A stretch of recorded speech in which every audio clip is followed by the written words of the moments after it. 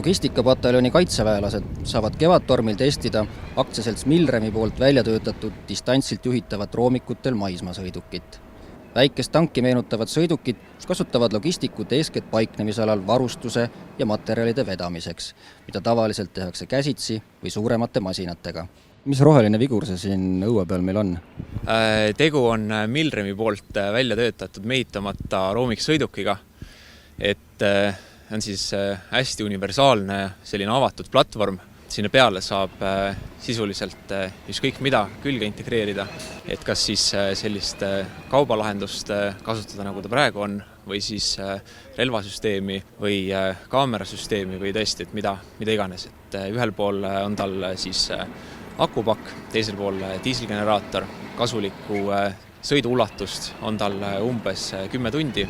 Tehniliste parameetrite poolt veel, et tippkiirus on umbes 25-30 kilomeetrit tunnis, sõltuvalt muidugi ka maastikust. Maastiku läbitavus on tal väga hea, et oleme ka testinud teda selliselt, et kuskil 45-kraadisest mäest läheb kenasti üles.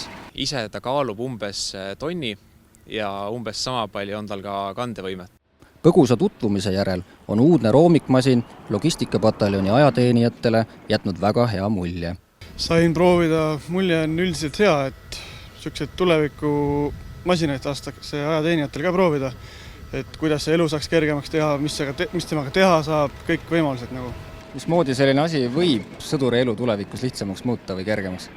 Näiteks varustuseringid, vesi, küttepuud, vajadusel laske, moon, kõik mis ette võib tulla, et mis on vaja vedada. See, mida praegu veab inimene siis? Just nii, näiteks ka rännakutel seljakotid.